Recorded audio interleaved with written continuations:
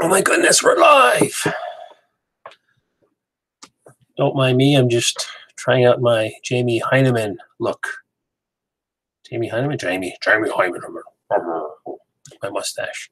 I posted this out. Don't know if anyone's going to show up. I just dropped it. This is my third time doing a live stream, so bear with me. I might lose the beret, but I wanted to do something shieldy and whatever else. So yeah, tonight was season 5, episode 12, aka Shield #Shield 100. This is the 100th episode of Agents of Shield, where we basically, as they advertised in trailers and commercials, that they're going to tie in everything tonight, which they did. The episode was called The Real Deal. So we're basically finding the gang still in the lighthouse, hiding from General Hale. She does show up here and there in the episode. And what they found out was there was the explosion that they showed last week. That, what was his name? Oh, Noah, the other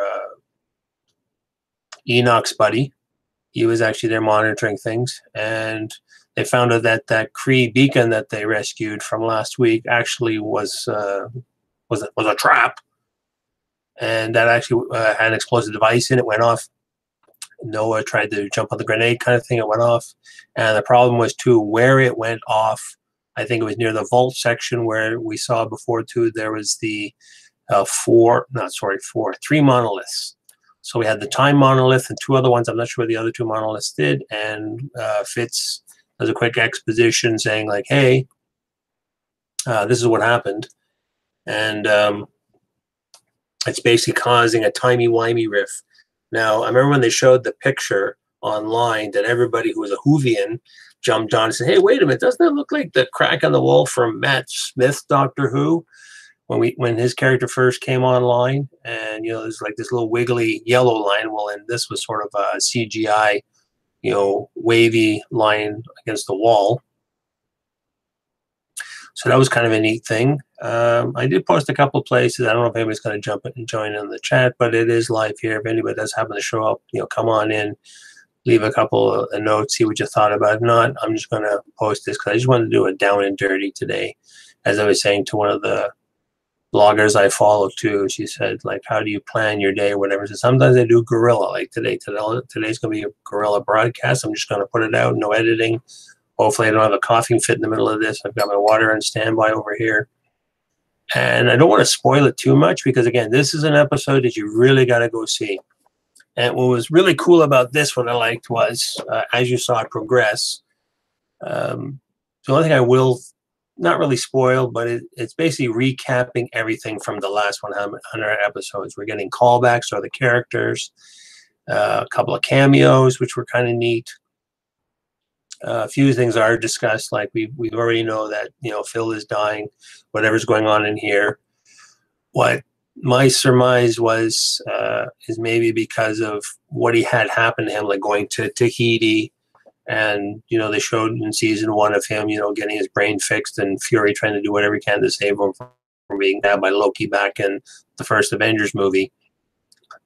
Possibly this is backfiring now. Like, he's been kept around for 5 seasons now. Finally, the technology, whatever it is wearing out, and because he does pass out for a little bit. Team's totally worried about him. We seem to be more focused on Phil, a little bit on Yo-Yo and Mack, because Yo-Yo in previous episode lost her arm, so it's tying into future Yo-Yo where she got turned into a seer by Casius, however you say that guy's name. I'm never going to get that name right. So there's lots of tie-ins back and forth to all the episodes, but this one is basically a tie-in to absolutely everything that we've dealt with in 100 episodes. So everything from, who did we work with before, who's going to come back, who's going to save the day, and what's happening with this timey-wimey manifestation. We find it's a rip in space and time. They're saying, like, hey, how come there's a forest on floor number? So I don't know how far down the lighthouse goes down, but on one of the floors, you open it up, and they thought, oh, one of the little dwarf drones ended up outside. And it's like, no, this is actually a forested area. And we found out later it's actually what happens is this rip in time and space actually also somehow manifests your fear. So if you think of something, it will make a physical manifestation, like, you know, they're attacked by a Kree, or it's almost like the shore leaf planet in Star Trek original generation. Whatever you can think of, something will be recreated and you have to fight it or defeat it, and that sort of thing. Let me know. Well, I'm going to get used to this, doing this chat thing. If nobody shows up, that's fine. I'm just going to post it anyway, and then I'll just do the normal spamming everywhere to say, like, hey, check out my live feed. Sorry about the reflection of the glasses, but I want to see what I'm doing here, and I'm going to maybe check my notes. So I need to have these puppies on, or else I'm going to be trying to reach stuff like this, which I can't do. But yeah, that's the basis of it, like facing your fears, what's going to happen, what's the history of S.H.I.E.L.D. I can't remember the quote now, but all the trailers that you saw about showing the riff, and there was one earlier in the week about talking, Coulson doing the speech, like Daisy said, there is no S.H.I.E.L.D. Yes, there is the S.H.I.E.L.D.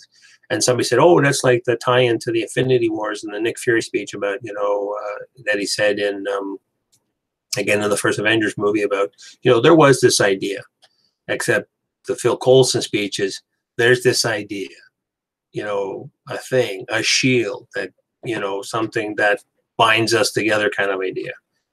And he gives that speech too before he collapses on the floor. But yeah, that's the whole thing. He wants to like pass the reins over to Daisy because he knows he's going to go. He's talked to May later on. It's like, hey, we're not getting any younger either. Even if he's going to maybe die sooner than expected, you know, May can't be around forever. So we got to give it to some younger generation. Why not give it to Daisy and the gang?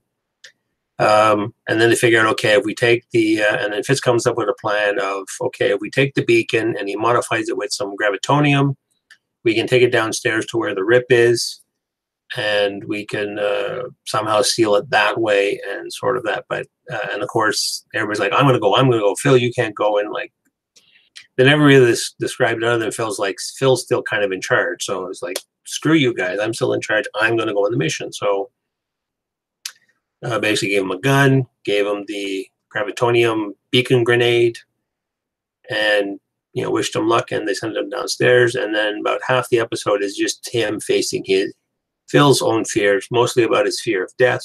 It manifests into a cameo. I'm not going to say the cameos because it was a cool cameo.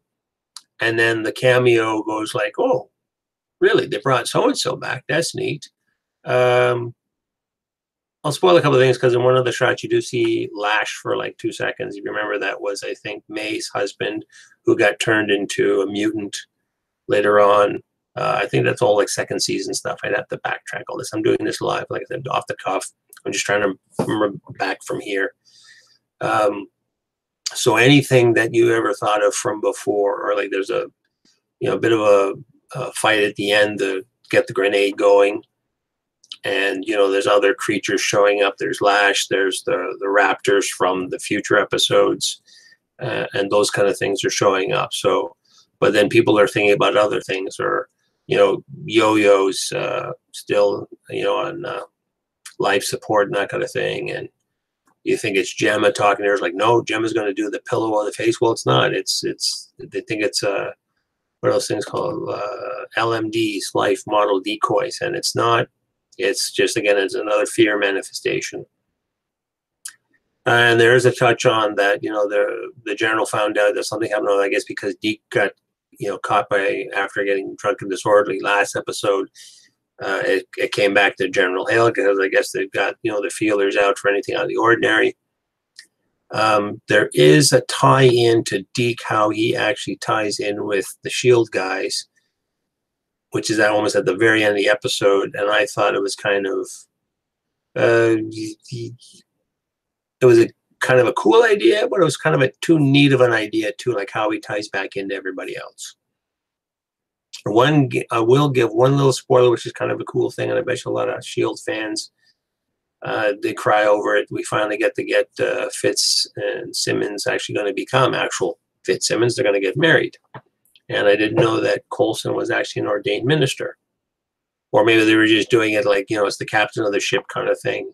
He's the captain of the base he gets to marry off people, that sort of thing. But yeah, that's the thing I'm going to spoil. That he basically gets them married off. Whether they're going to get really married, but I mean, they're still going to be chased by the government still. So there's still that looming in the background. But overall, like a really good episode, nice and intense. Maybe watch it again on the one of the time shift channels and see it was broadcasted over in Vancouver. I can watch it again when I'm having my midnight snack. But yeah, it was nicely done. Like I said, the best part is actually in and around the second or third act where Coulson is facing his fear, who he's talking to, and then the whole thing. Okay, slight little spoiler again. The person he's talking with is saying, "Oh no, this whole thing's been a dream. This last 5 years is nothing but a dream. You're just imagining all this. There's no Tahiti. You didn't get saved. You're still, it's still a couple of days later after you got stabbed by Loki. None of this is real." And it's like Phil's like, "Really? No." And he's doubting himself, and it's like, "Nope, this isn't. This is all, part of another manifestation that's testing him." And the way they did that was nicely put together, especially the person he's talking to. You figure it's like, oh yeah, because that looks believable. Or Phil realizes like the person he is talking to is a manifestation, but the manifestation keeps coming back at him. So like, are you sure? Are you sure you're not just making up the whole thing, not just me? You're just making up this whole world in your head, the whole thing, the framework, the going here. All your adventures, all these people you've been working with, being a hero, being in charge of, being the head of S.H.I.E.L.D. You've just been making this up kind of thing. And then in the end, it's like, nope, nope, nope. He finally figures out how to save the day. Because obviously it's going to keep going because, again, next Friday will be another episode. This episode did not have a tag at the end. So it's just basically after Fitzsimmons gets married. They do a little thing. There's a couple of banter between some of the characters, and that's it. We got the S.H.I.E.L.D. logo, but there's not like a stay tuned to see what happens next week. Next week we'll be starting fresh, probably again picking up with General Hale. We didn't get to see General Hale's daughter this episode, which is Hale and one of her lackeys running around the local town. But yeah, really, really good episode. I always say it all the time. Really, really good episode. Definite watch. I'd say I'm going to watch it again. This time not taking notes so I can catch all the points, because a lot of it was like, wow, this happened and you brought who? This is not a spoiler, but Deke actually gets sent down on the mission. We don't know what this mission is, but later you find out that, he brought some things and some people back, and I thought, oh, this is going to be a pivotal moment to save the day kind of thing, and I thought they're going to bring back Patton Oswalt as one of his incarnations. I forget the name of the character again. I may maybe put some notes. I'll put notes down below since I can't edit this from here. I'm just gonna leave that. But you know who I'm talking about. We've seen him since season 1, and the one time too they had the 3 siblings. That was a cool episode too. But yeah, this is basically we're just wrapping it all, tying it all up. We got to do something big for episode 100 because not too many shows make it to 100 episodes if they're lucky.